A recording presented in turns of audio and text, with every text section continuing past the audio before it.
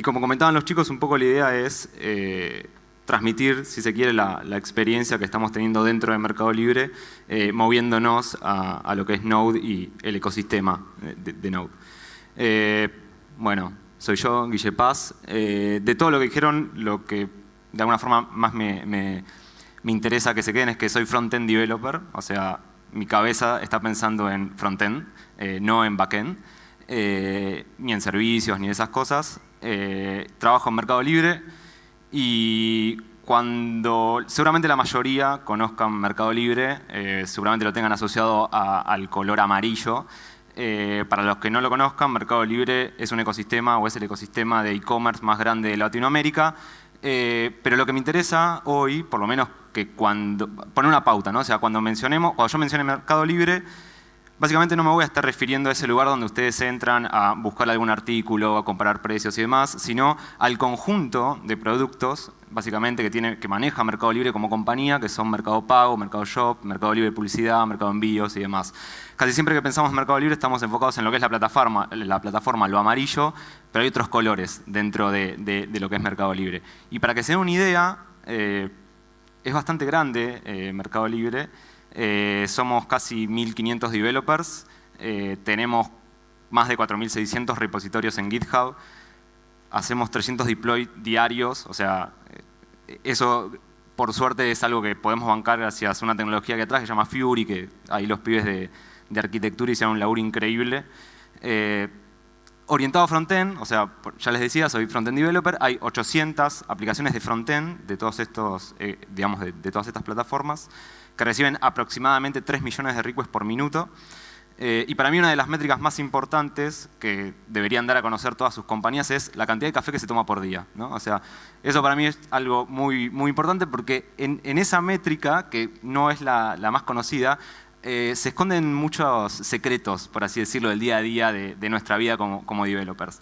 Entonces, un poco para arrancar este camino, vamos a volver hacia atrás y les voy a pedir que se imaginen que están a principios del 2016, no es tanto tiempo atrás, y lo que les quiero contar es un poco cuando teníamos que arrancar una nueva aplicación de frontend. Básicamente lo primero que pensamos era, bueno, el equipo va a estar conformado por front-end developers que van a estar atacando todo lo relacionado a lo que es el browser y por otro lado back-end developers que van a estar atacando todo lo que es relacionado al server.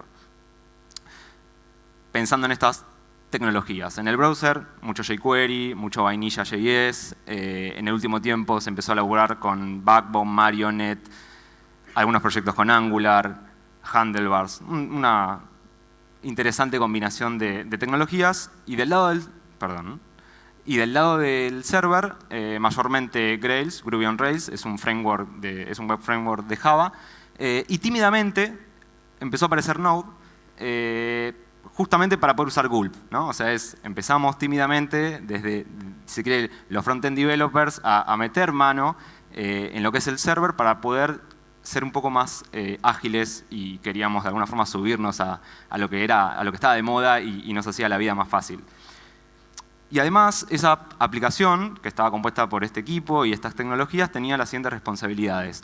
Accedían a la data, tenían que encargarse de toda la lógica de negocio, compilaban o buildeaban todos los assets, I18N, porque digamos, una aplicación, si se quiere que construimos, está sirviendo a todos los países en los cuales está Mercado Libre. Entonces es muy importante todo el tema de I18N, autenticar a esos usuarios que querían acceder a la aplicación.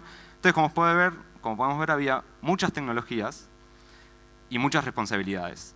Y cuando tenemos muchas tecnologías y muchas responsabilidades, podemos decir que it's a quilombo, ¿no? Ahí la gente acá me podría ayudar a traducir esta palabra. Básicamente era bastante quilombo trabajar o definir algunas responsabilidades de qué teníamos que hacer. Entonces nos empezamos a dar cuenta que necesitábamos cambiar, ¿no? Es decir, todo el mundo, por lo menos de frontend, que suele cambiar muy rápido en los últimos años, estaba cambiando y de alguna forma nosotros también queríamos sumarnos a ese cambio, pero por varios motivos.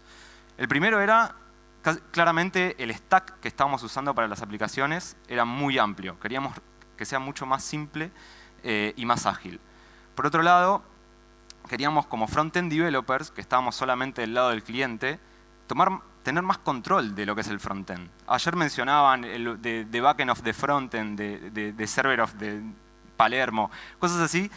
Entonces, de alguna forma nosotros nos sentíamos limitados. Es decir, cuando queríamos aplicar algún tipo de mejora de performance, por ejemplo, nos concentrábamos en lo que era el cliente y medio que hasta ahí llegaba. Y por otro lado queríamos ser mucho más rápidos. Digamos, performance de cara al cliente, pero también performance de cara al developer experience, ¿no? Nuestra experiencia como developer era lenta. Y eso un poco lo veíamos reflejado si vamos buscando algunos chats que quedaron perdidos ahí en la compañía. Es, che, Guille, vamos a tomar un café. ¿Viste? A ver, de repente que te digan eso de, che, ¿qué pasó? No, estoy corriendo el comando para levantar la aplicación local. Bueno, dale, tenemos 10, 15 minutos. O sea, básicamente nuestro proceso de desarrollo, o cuando el día yo llegaba y tenía que levantar Grails, que es este framework, básicamente podía llegar a tardar entre 10 y 15 minutos en arrancar, ¿no? O sea, es mucho tiempo y por lo cual estábamos consumiendo mucho café. Ahí atamos a la métrica de café lo que cada vez que nosotros levantemos la aplicación, bueno, vamos a tomar un café. Y además eran 2 cafés, porque yo a Olé, que es un compañero del equipo, lo acompañaba a tomar café. Entonces así como entendiendo esta problemática, básicamente surge un nuevo equipo dentro de Mercado Libre, el cual se denominó Frontend Core. No fue muy original el nombre, o sea, pero bueno. Básicamente el equipo tenía un objetivo muy particular, que era mitigar este problema, empezar de alguna forma a empezar a llevar Node a los demás frontends de Mercado Libre y además crear una aplicación, por lo menos para dar el ejemplo. Es decir, si nosotros mismos que estábamos queriendo llevar Node no creábamos la primera aplicación, medio que nos iban a decir, bueno, sí, ¿y qué me estás contando? Entonces lo primero que pensamos es, che, bueno, tenemos que codear una aplicación. Pero antes de codear una aplicación, lo que nos dimos cuenta era que teníamos que tomar decisiones muy grandes. O sea, en una compañía tan grande, cada decisión que tomes va acompañado con el adjetivo grande, ¿no? O sea, es una gran decisión la que teníamos que tomar. La primera decisión que tomamos fue cómo íbamos a usar Node y en dónde iba a entrar Node dentro de lo que es el proceso de desarrollo. Básicamente para nosotros Node, o la facilidad que le veíamos es, che, si usamos Node para ocuparse de todo lo que es la UI, nos va a simplificar la vida, básicamente. Vamos a ser developers felices y contentos. Con esto quiero decir que no es que cuando dijimos, che, vamos a usar Node, era tirar todo lo que tengas hecho en Java, los developers de Java, olvídense, no van a usar más esa tecnología, sino justamente era de esos servers que estaban en el frontend o que se ocupaban del frontend, sacar la responsabilidad de UI. Todo lo que estaba relacionado a UI, render, build de assets, digamos, todo ese tipo de cosas era extraerlo de alguna forma y separar muy bien las responsabilidades. Entonces, con esto lo que hicimos básicamente fue crear una aplicación de frontend donde la tecnología era JavaScript claramente, haciéndonos responsables del UI layer y separándolo de todo lo que es la lógica de negocio. ¿Está bien? Y eso sí, bueno, ahí la transición para que sea más fácil fue, bueno, había mucha lógica y mucho código en Grails, entonces no era tiremos a la basura eso, sino era como empezar a extraer de esa aplicación lo que era de UI y podía seguir estando ahí. En algunos casos se encararon proyectos nuevos que los empezaron a hacer más en Java 8 o en Go, ahí dependiendo la necesidad. Entonces, cuando nosotros planteamos esta arquitectura, nos dijeron, che, pero vas a estar agregando una capa más o sea, agregás una capa más a lo que es la networking. Y la verdad que tenían razón, porque cuando un usuario quisiera acceder a nuestras aplicaciones, iba a estar accediendo a la aplicación de frontend. De la aplicación de frontend nos íbamos a estar comunicando con este middleend, a nosotros le llamamos middleend, y ese middleend iba a estar haciendo todas las consultas necesarias a los servicios de backend para acomodarnos toda la respuesta y devolverlas. Hay una capa más, hay un punto más de falla, pero lo que veíamos era que podíamos ser mucho más ágiles, ¿no? Por ejemplo, la mayor cantidad de cambios que hacíamos eran de la capa de frontend. Era cómo va a ver el usuario este dato o cómo puedo hacer que esta interacción sea más linda. Y de esta forma, lo único que teníamos que hacer era deployar la aplicación de frontend, no tocar el backend. Entonces separábamos muy bien las responsabilidades, separábamos muy bien qué íbamos a deployar en cada momento. Y por otro lado, veíamos que de alguna forma este middle-end podía empezar a ser consumido por otros frontends. ¿A qué voy con esto? Para nosotros el frontend siempre lo asociamos a lo que es frontend web, pero también hay otro frontend que puede ser los clientes o las aplicaciones de mobile nativo. Es decir, la aplicación de mobile nativo de repente podía empezar a consumir ese middle-end, que era compartido por la aplicación de frontend, y empezábamos a ser mucho más consistentes en la experiencia que dábamos al usuario que navegaba tanto la web mobile, por ejemplo, y la app nativa. Por lo menos el que sabía servir esos datos era la misma aplicación. Entonces empezamos a ver que agregar una capa de alguna forma tenía mucho más beneficios que desventajas. Entonces un poco el stack, por así decirlo, que elegimos, obviamente Node ya lo había mencionado antes, empezamos a usar Express, empezamos a usar React, empezamos a usar Webpack y puse JS para referirme a lo que es Vainilla JS, que siempre va a estar en mi corazón. Y a toda digamos, el conjunto o el stack, cuando empezamos a definir cómo lo íbamos a usar, digamos, qué cosas teníamos que tener en cuenta, internamente le pusimos un nombre. Acá fuimos un poco más originales que Frontend Core. Ese nombre fue Nordic, y algunos me preguntan, che, ¿y por qué le pusieron Nordic?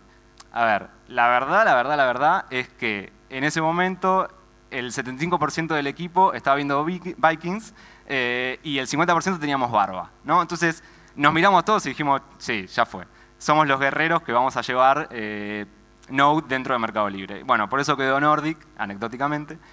Y lo primero que empezamos a charlar, hasta ahora no habíamos codiado nada, era básicamente inventar nombres, charlar y demás. Entonces lo primero que empezamos a charlar fue Node, ¿no? ¿Qué versión vamos a usar de Node? Pues es una pregunta bastante trivial.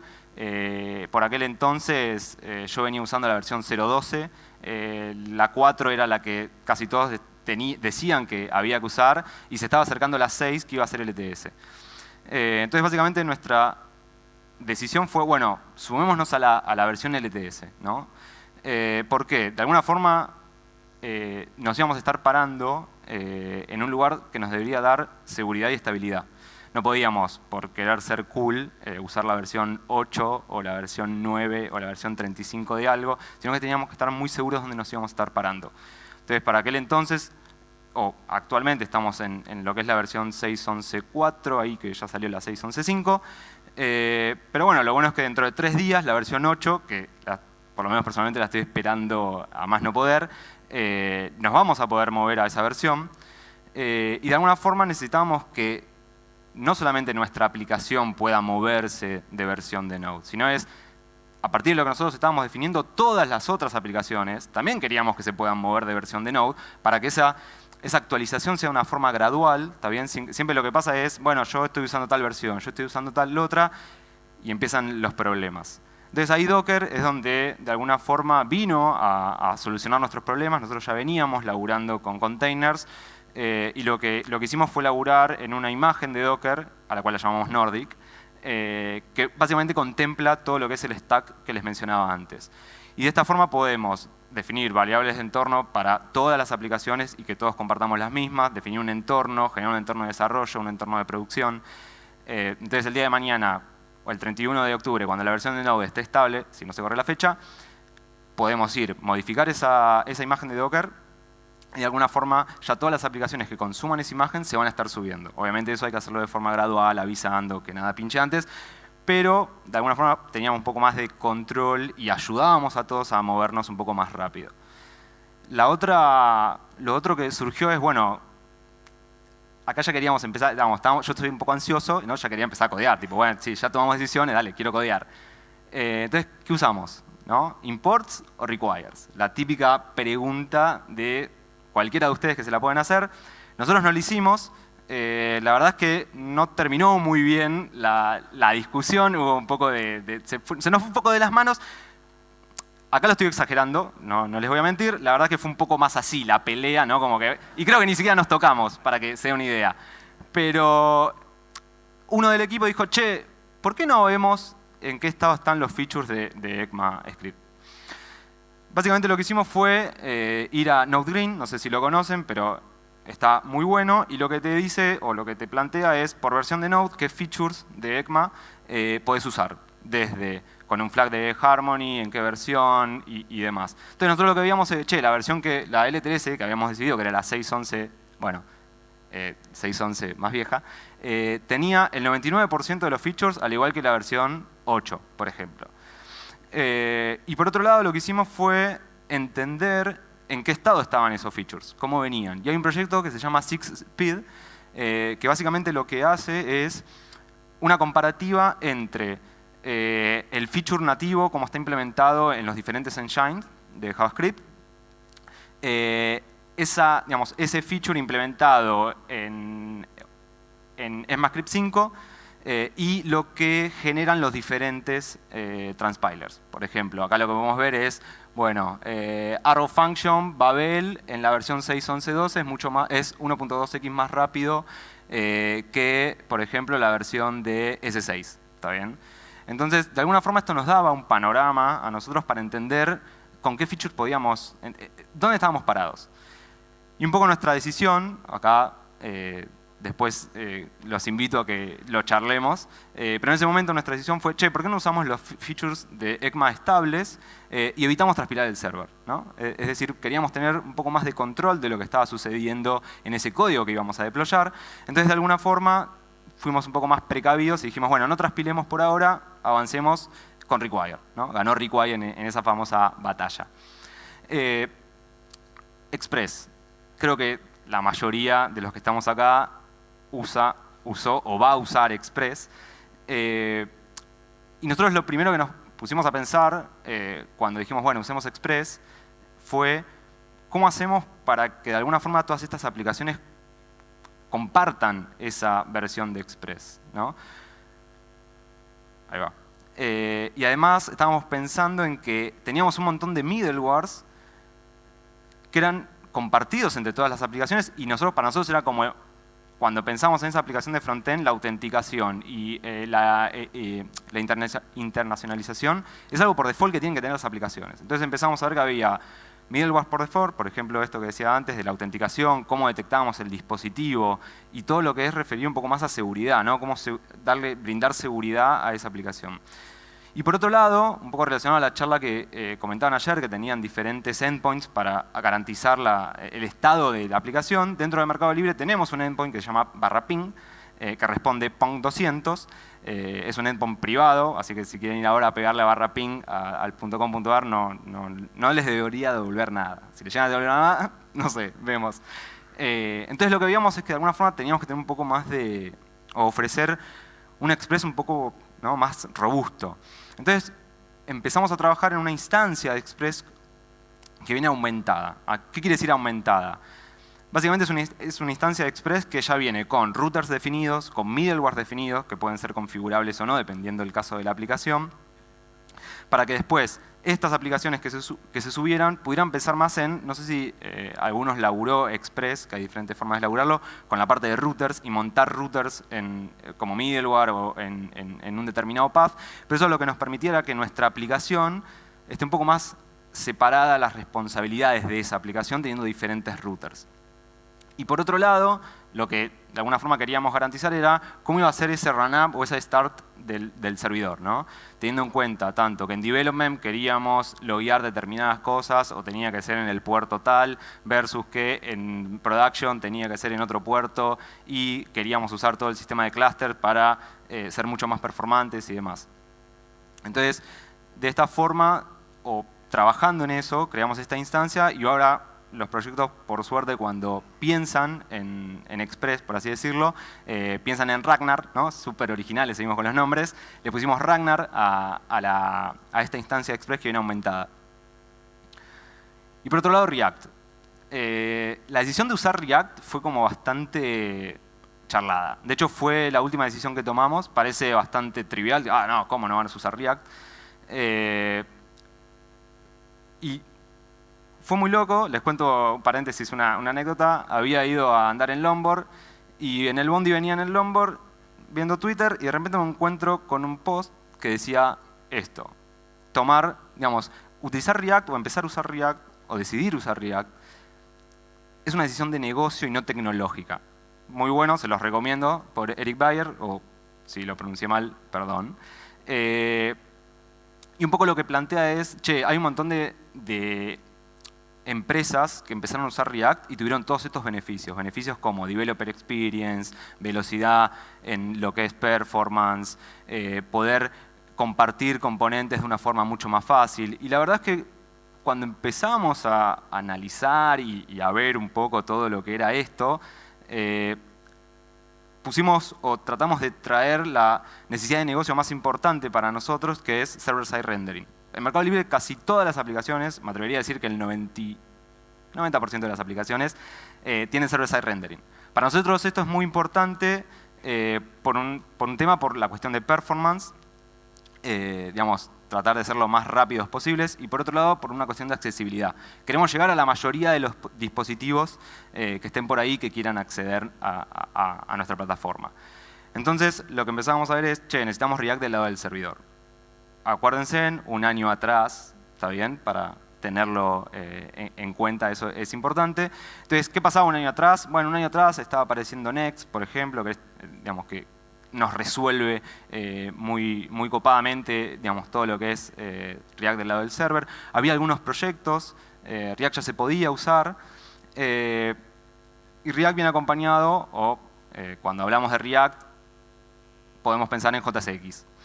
Entonces, lo que hicimos fue empezar a usar JSX como nuestro sistema de templating, por así decirlo, y dijimos, esperá, nosotros habíamos dicho que no íbamos a transpilar el server. ¿Qué onda? O sea, esto ya está. O sea, volvimos otra vez a una de esas batallas que tuvimos, y lo que vimos fue que si solamente transpilábamos JSX en runtime, por así decirlo, la performance o donde nos pegaba era en un segundo cuando se deployaba la aplicación. Esto también es un buen punto para charlar. Nosotros medio que lo fuimos charlando y básicamente por lo menos pudimos llegar a esa conclusión. Entonces, como le comentaba, estábamos usando JSX, o estábamos pensando JSX como un sistema de templating. Lo más normal dentro de un sistema de templating y Express es, bueno, ejecuto res.render, le paso el nombre del archivo del template y mis propiedades. Lo que empezamos a ver acá es que de alguna forma esto nos estaba condicionando cómo va a estar el scaffolding de la aplicación. En Express vos todos los templates los pones en una carpeta y le decís, los templates están en esta carpeta. Y nosotros no queríamos eso, nos parecía que atarnos a ese scaffolding nos generaba algunos issues, y queríamos tener un poco todo dividido más por feature o por vistas o por pages. Entonces, de alguna forma, lo que tuvimos que hacer o lo que hicimos fue, bueno, que Express y React se conozcan, ¿no? Que ahí se entrelacen de alguna forma, y creamos un render middleware que un poco lo que nos permite es renderizar desde res.render componentes de React. Básicamente lo que hicimos fue hacer un override del método res.render, otro tema que también está bueno que charlemos a ver qué onda. Pero lo que pudimos lograr al hacer esto es que ahora res.render, componente React y props, ¿está bien? Tratamos de respetar lo que es la API de Express para esa developer experience. Si te lees Express podés usar esto, solamente que en vez de pasarle un string con el nombre del template, le pasas tu componente de React, las props y un callback opcional. Entonces esto de alguna forma lo que nos permitió es empezar a pensar en componentes universales, ¿no?